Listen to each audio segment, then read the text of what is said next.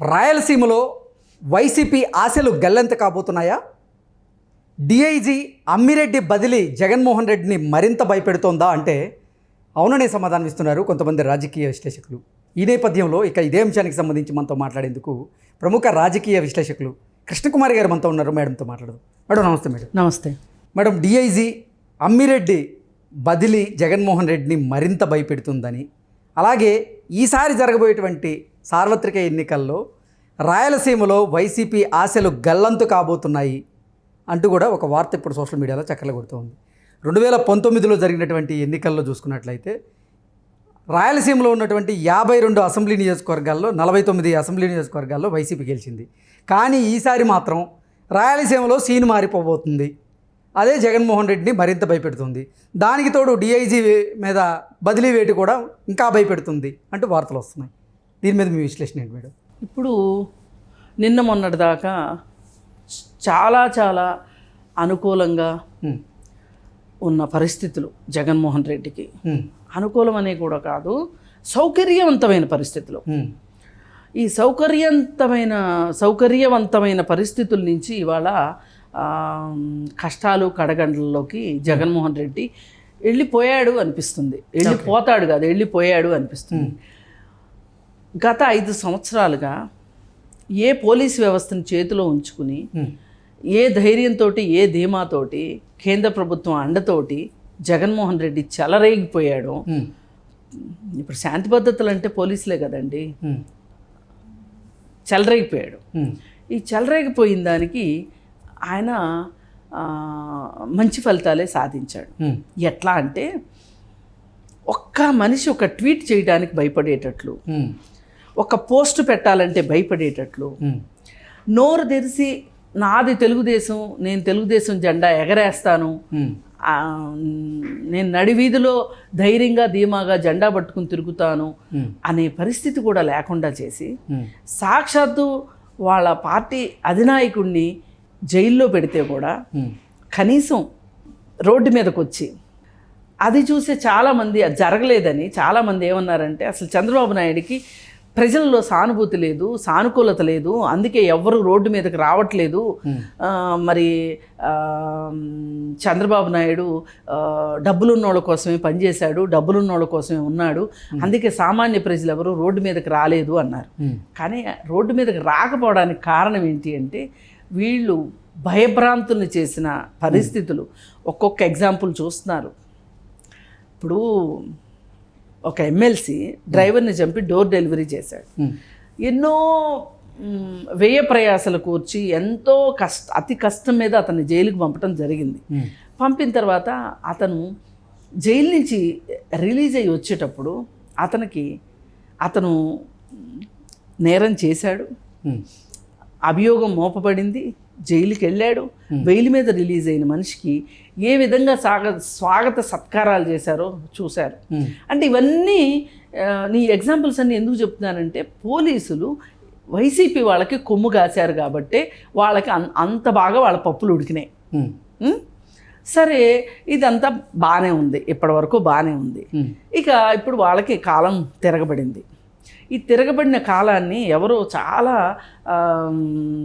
చాలా బాగా వర్ణించారు. ఈ వర్ణన ఎప్పుడు వచ్చింది అంటే రాజేంద్రనాథ్ రెడ్డిని తొలగించిన దరిమిల ఒక చిన్న ప్రాస ఒకటి బయటకు వచ్చింది. అదేంటి అంటే ఇవాళ రాజేంద్రనాథ్ రెడ్డి, రేపు అమ్మిరెడ్డి, ఎల్లుండు సమ్మిరెడ్డి, ఆ తర్వాత జవహర్ రెడ్డి, ఆఖరుగా జగన్ రెడ్డి. చాలా బాగుంది వినడానికి. అన్నట్లుగానే నిన్న అది సోషల్ మీడియాలో తిరగడం ఏంటో పొద్దున్నే అయ్యేసరికి అమ్మిరెడ్డికి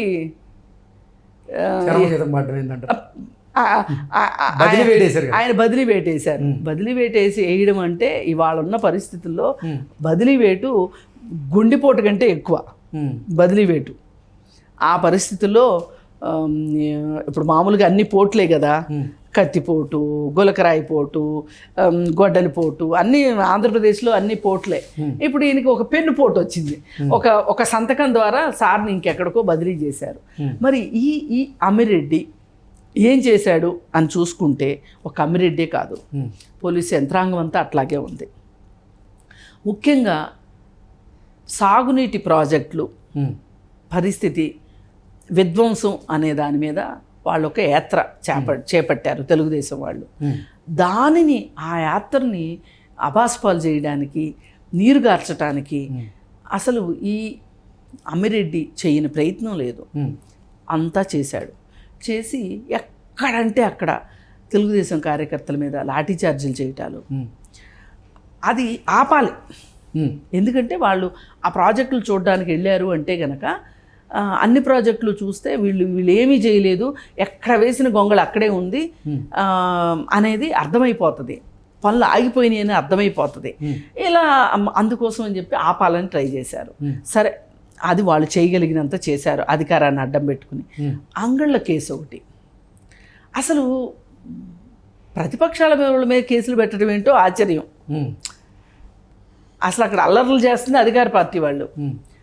వాళ్ళని ఏమీ చేయలేక వీళ్ళని బెదరగొట్టాలి. ఈ బెదరగొట్టడం ఎంత దూరం వెళ్తుంది అంటే, చెప్పే కదా, చంద్రబాబు నాయుడు అరెస్ట్ అయ్యి జైల్లో ఉంటే మాట్లాడలేని పరిస్థితికి తీసుకొచ్చారు. ఈ మొత్తం జరగడానికి ఈ రాజేంద్రనాథ్ రెడ్డి కావచ్చు, ఈ అమ్మిరెడ్డి కావచ్చు, ఇట్లాంటి వాళ్ళు, పైగా ఇతను పెద్దిరెడ్డి రామచంద్రారెడ్డికి మరీ అనుకూలంగా పనిచేస్తాడు. ఆ రోజు పొంగునూరు వెళ్ళాలి లెక్క ప్రకారం చంద్రబాబు నాయుడు, వెళ్ళనీయకోకుండా ఆపటం కోసమే ఒక విధ్వంసం సృష్టించి వాళ్ళ పని వాళ్ళు కానిచ్చుకున్నారు. ఇప్పుడు ఇవన్నీ ఎట్లా ఉంటాయంటే, మేము చిన్నప్పటి నుంచి కొన్ని స్లోగన్స్ వినేవాళ్ళం, అరచేతిని అడ్డు పెట్టి సూర్యకాంతిని ఆపలేరు అని. అట్లాగే ఎన్ని చేసినా సరే, ఎన్ని రకాలుగా ప్రయత్నాలు చేసినా ఏదో ఒక రోజుకి పాపం పండుతుంది. ఆ పాపం ఇప్పుడు పండింది, ఈ రూపంలో పండిందని చెప్పుకోవచ్చు. ఒక రకంగా ఇవాళ జగన్మోహన్ రెడ్డి ఆ ఆక్రోశం ఇవాళ ప్రసంగాల్లో కనిపిస్తుంది. ఇప్పుడు జైల్లో పెట్టి 10 రోజులు తిండి పెట్టకపోతే 11వ రోజున ఆ ఆక్రోశం, ఆ కోపం, ఆ బాధ, అసలు ఎవరినో తిట్టాలని ఉంది ఆయనకి మనసులో.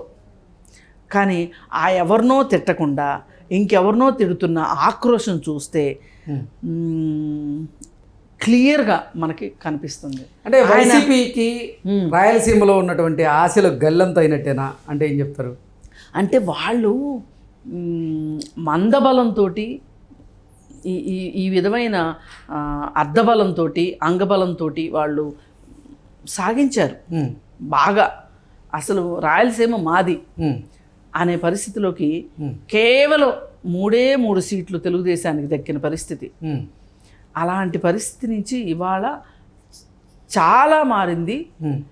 ఆ మార్పు ఎంత దూరం వెళ్ళింది అంటే, వాళ్ళు ఎవరితోటైతే పోటీ చేయిద్దాం అనుకున్నారో వాళ్ళు పోటీ చేయని పరిస్థితి కూడా వచ్చింది. అక్కడ క్యాండిడేట్లకి కూడా కష్టమైన పరిస్థితి వచ్చింది. ఇవాళ ఎంపీ సీట్లు కావచ్చు, ఎమ్మెల్యే సీట్లు కావచ్చు, వాళ్ళు చాలా గడ్డు పరిస్థితిని ఎదుర్కొంటున్నారు. అది ఒక రకంగా చూస్తే జగన్మోహన్ రెడ్డి ఒక చోట నష్టపోయినా ఒక చోట లాభపడతారని కొన్ని స్వాంతన వాక్యాలు ఉంటాయి మనకి. సార్కి అసలు ఎక్కడా కలిసి వచ్చే కాలం కనిపించట్లా. ఇంట గోల ఇంట ఉంది, బయట గోల బయట ఉంది. ఇంట అట్లాగే ఉంది, రచ్చ అట్లాగే ఉంది. ఇప్పుడు ఇంట రచ్చ గెలవకపోతే ఏమవుతారు? ఆ ఆక్రోశం ఆయన మాటల్లో కనిపిస్తుంది జగన్మోహన్ రెడ్డికి. జగన్మోహన్ రెడ్డి ఒక రకంగా నిజాలు చెప్పాలి అంటే చాలా కష్టం జగన్మోహన్ రెడ్డికి. అందుకే ప్రెస్ ముందు భయంకరంగా తడబడతా ఉంటాడు. కానీ బహిరంగ సభల్లో మట్టుకు బీభత్సంగా మాట్లాడతాడు. ఎందుకంటే బహిరంగ సభల్లో చెప్పేయని అబద్ధాలే. అసలు అతనికి ఒక శాపం ఉందేమో, నువ్వు నిజాలు మాట్లాడాలంటే తడబడాలి, అబద్ధాలు మాట్లాడాలంటే ధారాళంగా మాట్లాడవచ్చు అనే ఒక శాపం ఉందేమో జగన్మోహన్ రెడ్డికి అన్నది ఈవేళ ఆయన బహిరంగ సభలు చూస్తుంటే, ఆయన మాటలు చూస్తుంటే మాటలు కోటలు దాడుతున్నాయి. అదే ఇప్పుడు ఢిల్లీ నుంచి ప్రెస్ వస్తున్నారు, ఎన్డీటీవీ వాళ్ళు కావచ్చు, ఇండియా టుడే వాళ్ళు కావచ్చు, ఇక రకరకాల ప్రెస్ వచ్చి ఇంటర్వ్యూలు చేస్తుంటే అయోమయమో బిత్తర చూపులు. అసలు ఇప్పుడు వాళ్ళు అసలు ఈ ఇంటర్వ్యూ ఎందుకు చేస్తున్నాం మేము అని ఆ జర్నలిస్టులు కూడా అనుకునేంత పరిస్థితికి జగన్మోహన్ రెడ్డి ప్రవర్తిస్తున్నాడు. అంటే పాపం ఆయనకి ఖచ్చితంగా ఇదేదో పాపం ఆయన కావాలని చేస్తున్నాడని నేను అన్నాను. ఆయనకి ఏదో శాపం ఉంది ఖచ్చితంగా. ఓకే.